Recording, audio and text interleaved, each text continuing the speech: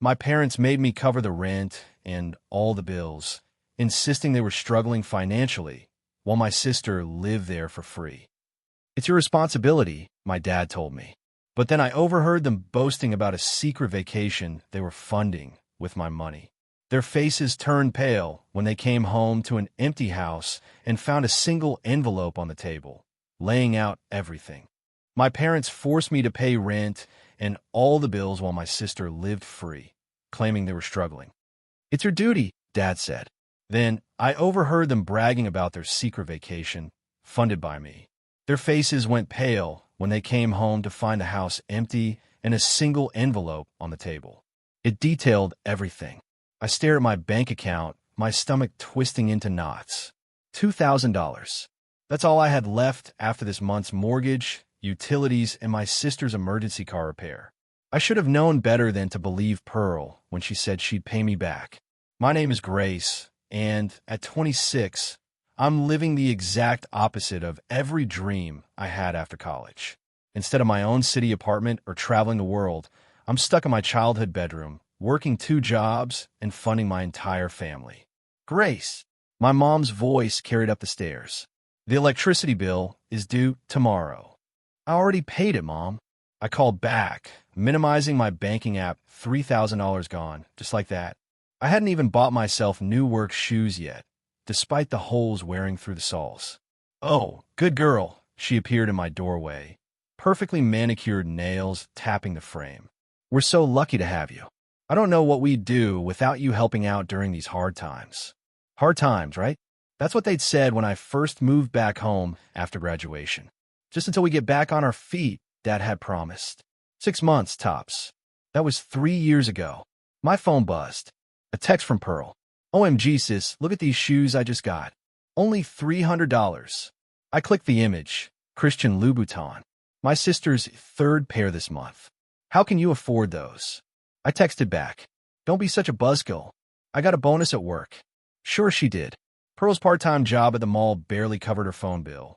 But somehow, she always had money for shopping sprees and weekend trips with friends. Grace, Mom again. Your father needs to talk to you about the property taxes. I trudged downstairs to find Dad at the kitchen table, surrounded by papers.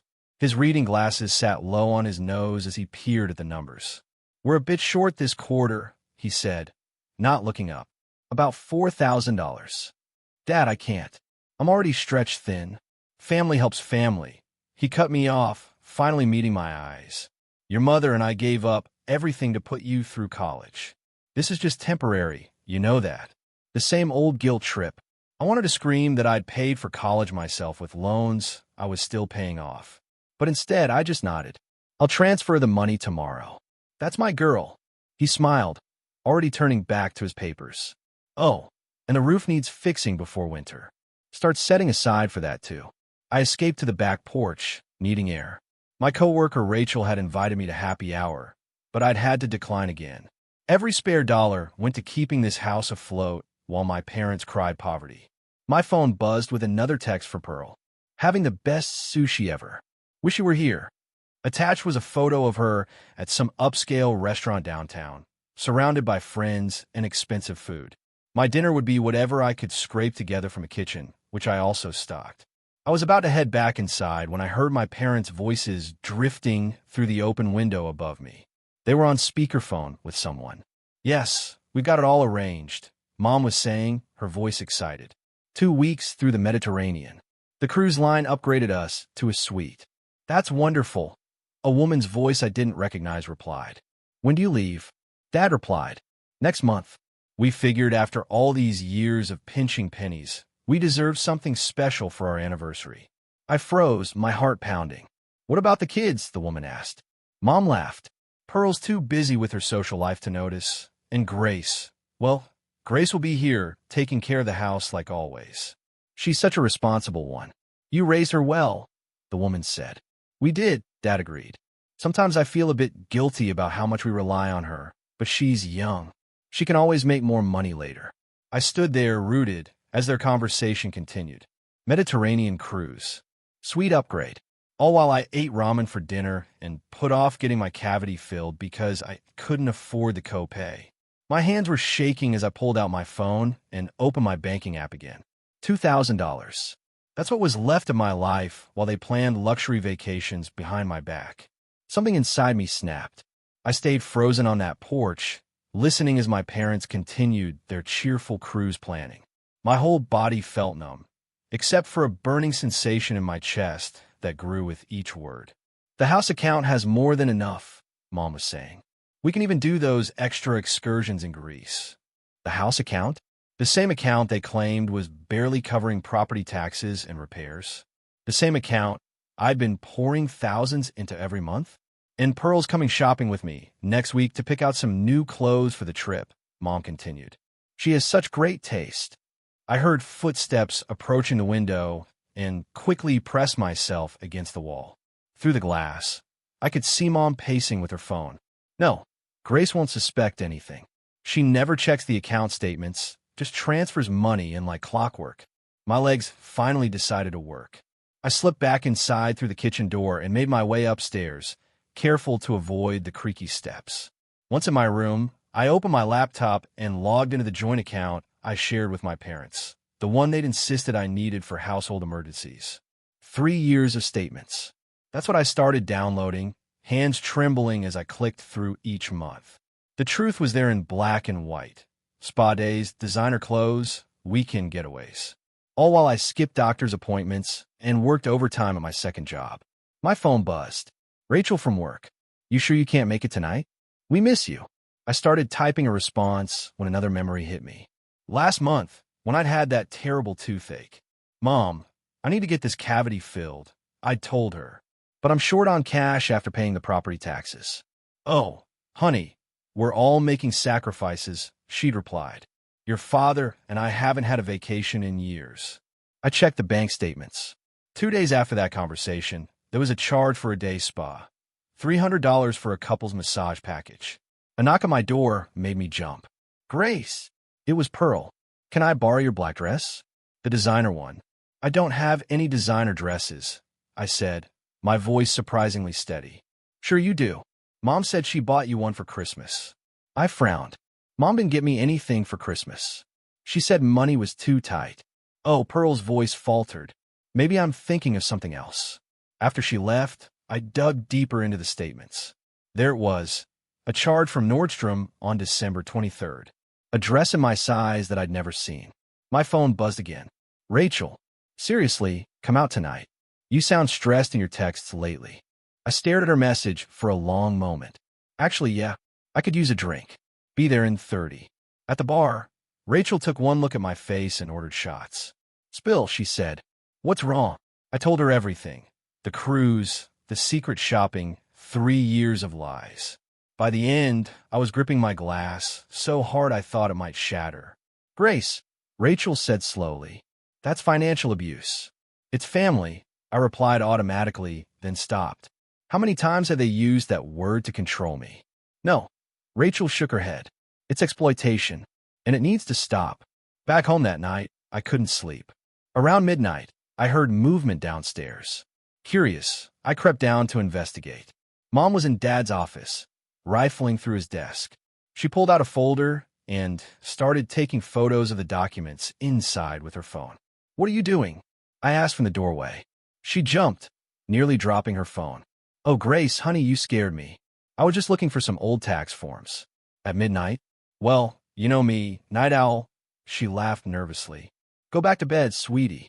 I waited until she left before checking the folder she'd been photographing.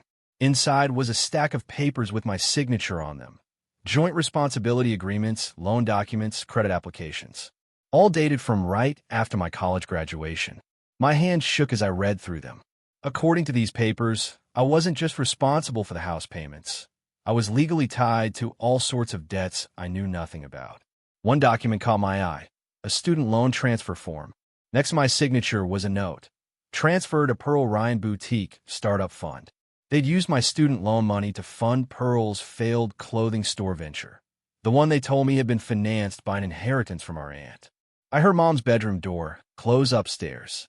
Carefully, I took photos of every document, then returned them exactly as I found them. In my room, I created a new email folder labeled Evidence and started uploading the photos. Then I opened my browser and typed, "How to legally separate yourself from family finances." It was time to start planning my escape. The next morning, I called in sick to both jobs and drove across town to a small accounting office. My hands were sweating as I walked in, clutching my folder of photos and documents. "Grace," a familiar voice called out. "Is that really you?" Valeria looked exactly as I remembered her from high school. Sharp eyes behind stylish glasses, silver-streaked hair, and a neat bun. She'd been our family accountant for years until she suddenly retired right after my college graduation. "I need your help," I said, sitting down across from her desk. "And I need to know why you really stopped working with my parents." She studied my face for a long moment. "Close the door." I did, then spread out the documents I photographed. Valeria's expression darkened as she looked through them. "I always wondered if they'd go through with it," she muttered. "Go through with what?" She pulled out a file from her cabinet. 3 years ago, your parents came to me with a proposal. They wanted to transfer all their debts to your name, loans, credit cards, everything. Said it was temporary, just until they got back on their feet. My stomach lurched. I refused to help them do it. Told them it was unethical. They fired me the next day. She looked up sharply. But clearly, they found someone else who would. "What about Pearl's boutique? The student loan transfer?" Valeria's face hardened. "That money was meant for your graduate school. Your parents swore you'd agreed to give it to Pearl instead." "I never." My voice cracked. "I didn't even know I had graduate school money." "There's more," Valeria said quietly. She pulled up some files on her computer. "Your parents opened several credit lines in your name. They used your social security number, probably from these documents you signed. The total liability." She turned the screen toward me. The number made my vision blur. "Over $100,000. "I'm going to be sick," I whispered. "No," Valeria said firmly. "You're going to be smart. I'm going to help you fix this, but you need to act fast." For the next 2 hours, we made plans. Valeria showed me how to freeze my credit, dispute unauthorized accounts, and document everything. She even called a lawyer friend who specialized in financial fraud. "What about the house account?" I asked. "Transfer your portion out immediately. They've been using your contributions for personal expenses. That money legally belongs to you." My phone buzzed. A text from Pearl. "Mom's taking me shopping for cruise clothes. Want to come?"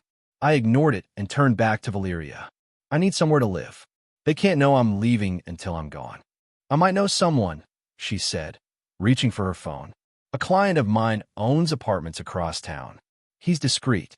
20 minutes later, a man named Kingsley arrived. He looked more like a surfer than a landlord, with tousled hair and friendly eyes. Valeria explained the situation. "I have a one-bedroom available," he said. "It's small but secure, and I can offer you a reduced rate if you help manage some tenant communications." "When can I move in?" "Today, if you need to." Tears pricked to my eyes. "Thank you." Back home that evening, I found Mom in the kitchen making dinner. The smell of her famous lasagna filled the air, my favorite meal. My stomach turned. "There's my hardworking girl," she smiled. "I made your favorite." "Oh, and honey, the property tax bill came today." "I'll take care of it tomorrow," I said automatically, heading upstairs. In my room, I opened my laptop and started making lists. Bank accounts to close, bills to cancel, items to pack, a new email address to create. A knock on my door made me quickly minimize everything. Pearl bounced in, holding shopping bags. "Look what Mom bought me for the—" She stopped abruptly, eyes widening. "For the what?" I asked quietly. For the work conference next month." She laughed nervously. "Anyway, I got you something too." She pulled out a cheap scarf from one of the bags. The price tag was still on it, $12.99. Meanwhile, I could see the edge of a designer dress box peeking out of another bag. "Thanks," I said flatly. After she left, I added another item to my list. "Forward all mail to new P.O. box." My phone buzzed with a text from Kingsley. "Apartment ready when you are. Kianamat." I looked around my childhood bedroom at the walls that had witnessed so many lies. In 2 weeks, my parents and Pearl would leave for their secret cruise. They had no idea they'd come back to an empty house and a daughter who'd finally learned the truth about family. I opened my banking app and started moving money. "Are you sure about this?" Rachel asked, helping me load another box in her car. Once you start, there's no going back. I'm sure, I said, checking that my bedroom window blinds were still closed. It was 5 a.m., and my family wouldn't be up for hours. Just 2 more boxes. Today, we've been moving my belongings in small batches for a week now. Clothes, books, important documents, anything I could sneak out without raising suspicion. The rest would have to wait for moving day. Your new place is cute, Rachel said as we unloaded at Kingsley's apartment building. Small but cute. It's mine, I replied, and my voice cracked on the word. Actually mine. Back home, Mom was in the kitchen when I walked in. Where are you so early? Morning run with Rachel, I said, the lie coming easily now. Getting back in shape. Good for you, she beamed. Oh, speaking of exercise, I need your credit card for a moment. The gym membership renewal is due. Can't you use yours? Her smile tightened. You know money's tight right now, sweetie. Just until next month. I handed over my card, knowing full well she'd use it for cruise expenses. But it didn't matter anymore. This card would be canceled in 2 weeks. At work, I took my lunch break to visit the bank. I need to close all joint accounts, I told the manager, and open new ones at a different bank. Family accounts? She asked, typing. Not anymore. That afternoon, I created a spreadsheet of every bill I'd paid, every loan I'd covered, every emergency I'd funded. 3 years of financial records, meticulously documented. The total made me feel sick. My phone buzzed. Pearl, Dad says the roof is leaking in my room. Can you call the repair guy? Pretty please? I ignored it. Let them figure out themselves for once. That evening, I heard Mom and Dad discussing their upcoming trip in their bedroom. Grace seems distracted lately, Mom said. Do you think she suspects anything? How could she? Dad replied. She never questions anything we tell her. Besides, we'll be back before she knows it. I gripped the stair railing so hard my knuckles turned white. The next morning, I took a sick day and met with the lawyer Valeria had recommended. They committed fraud, she said, reviewing my documents. Multiple counts. We can press charges. I don't want that, I said. I just want out. Then let's make sure you get out clean. She started drafting papers. No legal ties, no shared accounts, no way for them to touch my money again. Back home, I found Mom in my room, going through my desk drawers. What are you doing? I asked from the doorway. She jumped. Oh, just looking for that recipe I gave you last month, the one for lasagna. But I saw her slip something into her pocket. Later, I checked my desk. My newest bank statement was missing. That night, I couldn't sleep. I went downstairs for water and found Pearl sprawled on the couch, online shopping on her phone. Want to split an Uber Eats order? She asked. I'm craving sushi. Can't you use your own money? She laughed. Why so stingy? It's just food. I wanted to scream that it wasn't just food. It was 3 years of my life, my dreams, my future. Instead, I just went back upstairs. The next day, I met Kingsley to finalize the apartment details. Moving trucks booked for the 15th, he said, the day they leave for their trip. Perfect. I handed him an envelope. First and last month's rent. You know, he said, what they did to you, it's not okay. I know that now. When I got home, there was a thank you card from Pearl on my bed. Thanks for house sitting while we're away. Love you lots. I opened my laptop and pulled up the spreadsheet one last time. Added a few final entries. Mom's secret spa day, $400. Pearl's emergency car repair, $2,000. Dad's golf club membership, $1,500. Their Mediterranean cruise, $12,000. Grand total, $16,120. 2 more days until they left. 2 more days of pretending everything was normal. 2 more days until I took back my life. I looked around my nearly empty room at the bare walls and packed boxes hidden in my closet. Soon, this would all be just a memory, an expensive lesson in what family shouldn't be. My phone buzzed. A text from Rachel. Everything ready for Operation Freedom? I smiled and typed back. Almost. Waiting for them to leave so I can make my grand exit. I watched from my bedroom window as the Uber pulled away from our house, carrying my family to the airport. Mom had kissed my cheek, Dad had reminded me about the bills, and Pearl had waved excitedly from the back seat. None of them knew it was the last time they'd see me in this house. The moment their car turned the corner, I pulled out my phone. They're gone. I texted Rachel and Kingsley. Within 15 minutes, a moving truck pulled up outside, right on schedule. Morning, the driver said, checking his clipboard. Grace, that's me. I opened the front door wide. Everything's packed and labeled. Let's do this fast. I'd spent the last 2 weeks meticulously organizing my exit. Every box was marked, every item cataloged. The movers worked efficiently, carrying out my life piece by piece while I supervised. What's this? One of them held up a stack of papers I'd left on the kitchen table. That stays, I said quietly. It's their parting gift. The envelope contained everything. Bank statements showing their secret purchases, credit card bills revealing their lies, loan documents they'd forged my signature on. And on top, a letter I'd spent hours writing. Dear Mom, Dad, and Pearl, by the time you read this, I'll be gone.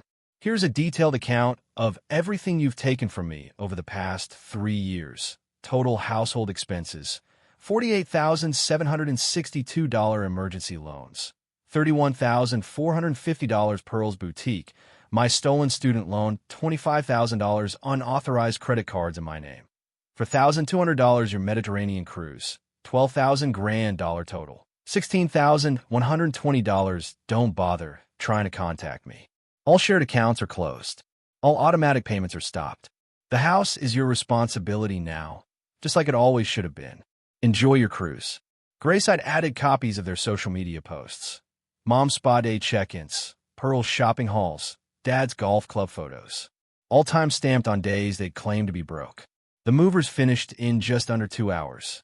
I did one final walkthrough of my bedroom, making sure I hadn't forgotten anything important. My phone buzzed. A text from Mom. Boarding soon. Don't forget to water my plants. I deleted it without responding. In the kitchen, I laid my house key next to the envelope. Then I pulled out another set of documents, these ones from Valeria and the lawyer. Official notices of account closures, credit freezes, and fraud alerts. They'd know exactly how thoroughly I'd cut ties. Ready to go? Rachel asked from the doorway. She'd come to drive me to my new apartment. Almost. I pulled out my phone and opened my banking app one last time. Every account I shared with them had been drained. Legally, since my name was on them, the money was now safely in my new private account at a different bank. I took a deep breath and started blocking numbers. Mom, Dad, Pearl, all their social media accounts, email addresses, everything. Now I'm ready. The drive to my new apartment felt surreal. Behind us, the moving truck followed with my belongings. 3 years of indentured servitude packed into cardboard boxes. They're going to lose their minds, Rachel said. They're going to lose a lot more than that, I replied. They can't afford that house without me, or their cars, or Pearl's shopping habits. At the apartment, Kingsley was waiting to help us unload. Welcome home, he said, handing me my new keys. It took another 2 hours to get everything inside. My furniture looked different in the smaller space, but it felt right. This place was mine, really mine. Want us to stay? Rachel asked as the moving truck pulled away. Help you unpack? I shook my head. I need to do this part alone. After they left, I sat on my new couch and pulled out my phone. No messages yet. They were probably still in the air. But soon, they'd land in Europe and the notifications would start.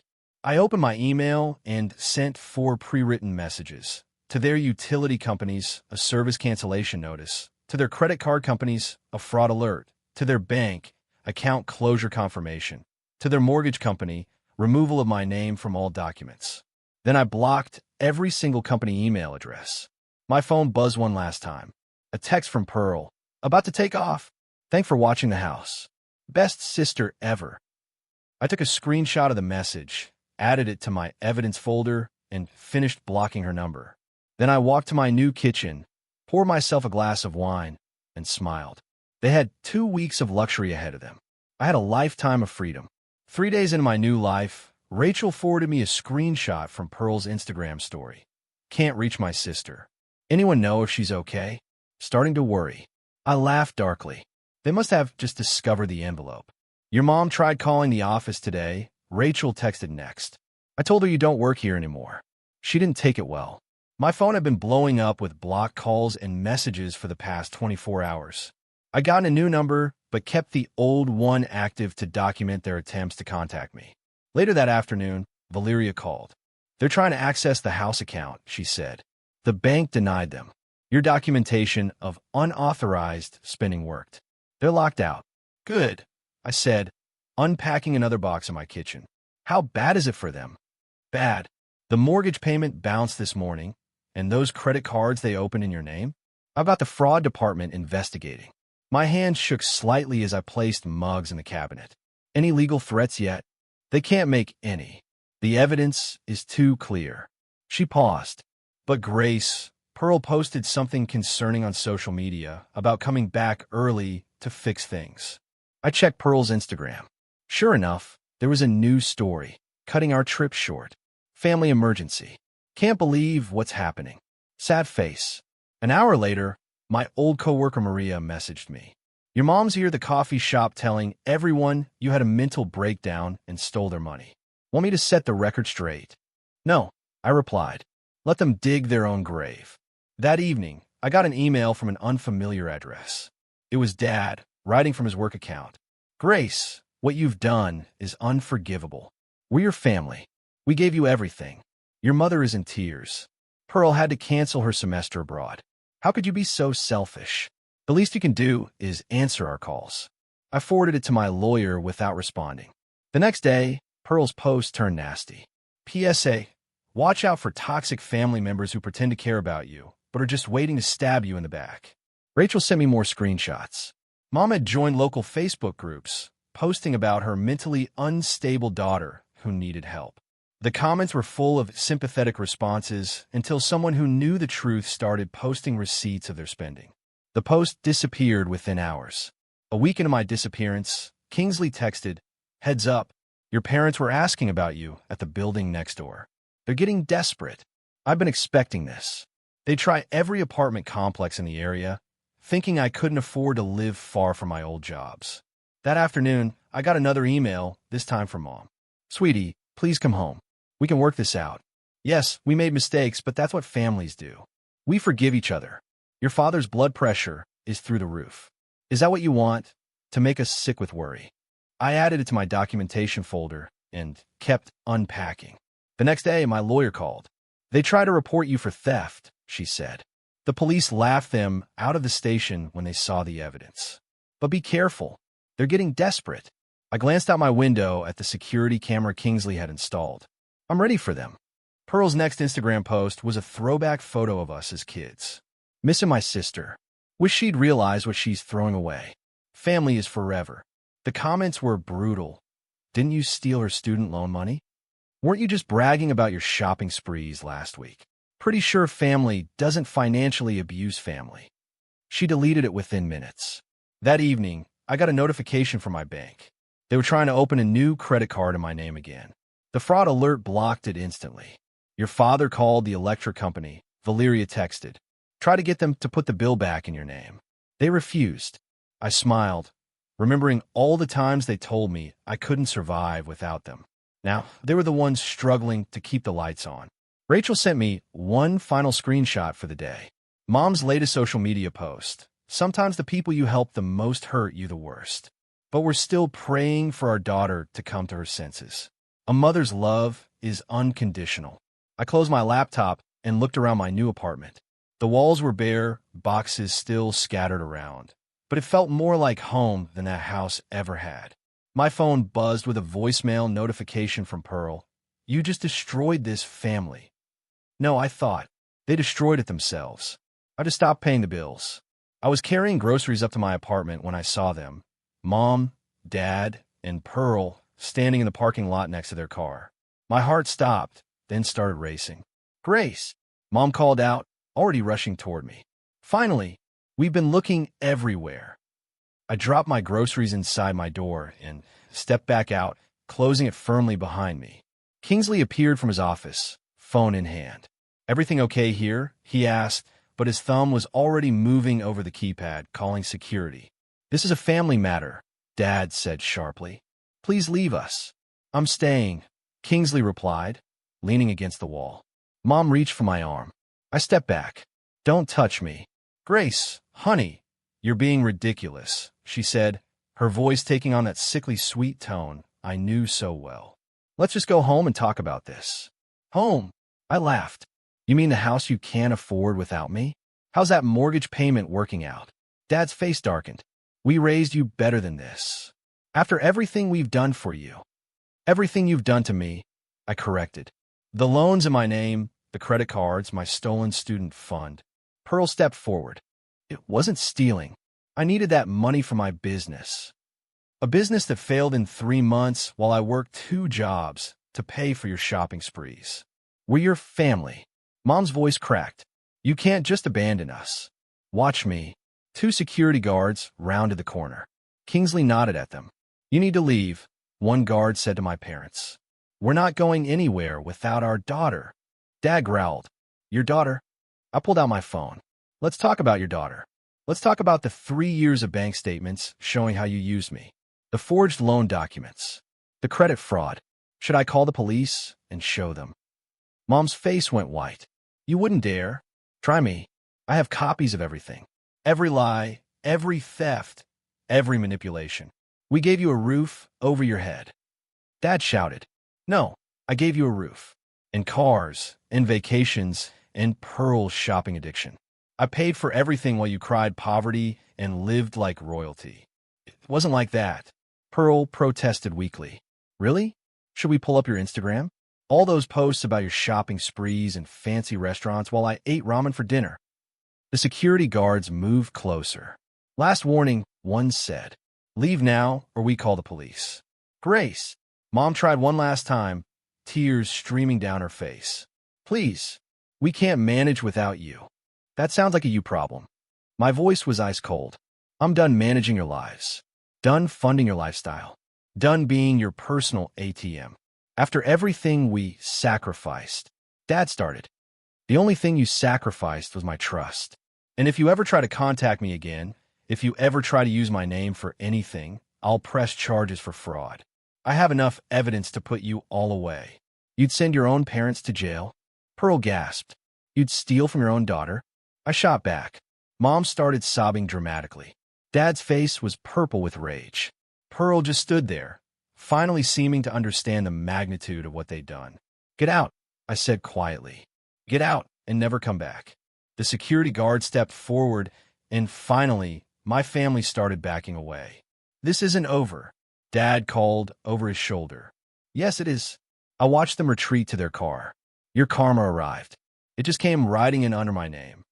They drove away, Mom still crying, Pearl looking back through the window. I waited until their car disappeared before my legs started shaking. Kingsley touched my shoulder gently. You okay? No, I admitted, but I will be. Back in my apartment, I sat down and opened my laptop. First, I emailed my lawyer with a detailed account of what just happened. Then, I checked my bank accounts. All secure. No new attempts at access. My phone buzzed with a text from Rachel. How'd it go? Exactly as expected, I replied. Tears, threats, guilt trips. The usual. You're free now, she texted back. Really free. I looked around my small apartment at the life I was building for myself. No more funding their luxuries. No more crying poverty while they lived large. No more guilt trips and manipulation. Pearl's last voicemail played in my head. You just destroyed this family. No, I thought. I just stopped letting them destroy me. My phone buzzed again, an email notification. Mom, trying one last time. You'll regret this. Family is forever. I clicked delete without reading further and blocked her new email address. They were right about one thing. Family is forever. But sometimes, forever needs to end. The real estate listing popped up in my email. Foreclosure, beautiful family home. Below was a photo of my old house, looking smaller and shabbier than I remembered. They couldn't keep up with the payments, Valeria said over coffee. The bank's taking it next week. I stirred my latte, surprised by my lack of emotion. Where are they living now? Your parents moved into a small apartment. Pearl's couch surfing with friends. She paused. They tried to use your name for a rental application last week, and a fraud alert stopped them cold again. She smiled. The system you set up is working perfectly. My phone buzzed. A text from Rachel. Got the promotion. Dinner tonight to celebrate. Absolutely, I replied. My treat. I could afford treats now, without 3 extra people draining my accounts. I paid off my legitimate debts and even started a savings account. The money that used to fund their lifestyle now funded my future. Oh, Valeria said, pulling out some papers. The investigation into those fraudulent credit cards is complete. The companies agreed to clear your name entirely. I took the documents, remembering how scared I'd been when I first discovered those cards. Now, they were just paper, powerless. At work that afternoon, I got an unexpected visit. Pearl stood awkwardly by my desk, looking thinner and less polished than before. Security called up. I said coldly, "You have 2 minutes." "I got a job," she blurted out. "A real one. Full-time. And I'm seeing a therapist." She twisted her hands together. "She's helping me understand what we did to you." I said nothing. "Mom and Dad won't go to therapy. They still think you're the problem."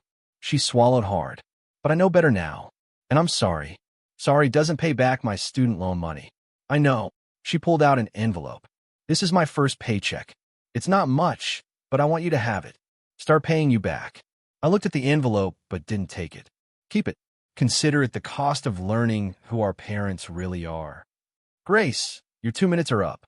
She left the envelope anyway. I shredded it without opening it. That evening at dinner, Rachel raised her glass. To freedom. To consequences, I added clinking glasses. "Speaking of consequences," she said, "did you see your mom's latest Facebook post?" I hadn't. I'd blocked them all months ago. Rachel showed me her phone. "Missing my daughter every day. Sometimes the hardest thing is accepting that toxic people need to be left behind, even if they're family." Hashtag boundaries, hashtag self-care. I laughed so hard I nearly choked on my wine. The irony. The comments are savage. Rachel grinned. "Everyone knows the truth now." Back home, I found a letter from my lawyer. The last attempt by my parents to access my accounts had resulted in a formal cease and desist order. Any further attempts would trigger automatic legal action. I added the letter to my closure file, the same one that held all the evidence of their fraud. Not because I needed it anymore, but as a reminder of why I'd done what I did. My phone buzzed with a text from Kingsley. "Your dad was asking about you at the coffee shop down the street. Wanted to warn them." "No need," I replied. "They can't hurt me anymore." I walked to my window and looked out at the city lights. Somewhere out there, my family was learning to live without their safety net, without their personal bank, without me. My therapist had asked me last week if I felt guilty. I didn't. They'd spent 3 years teaching me that family meant sacrifice, but they'd never specified it had to be mine. A final text came through from Pearl's new number. "The house sells tomorrow.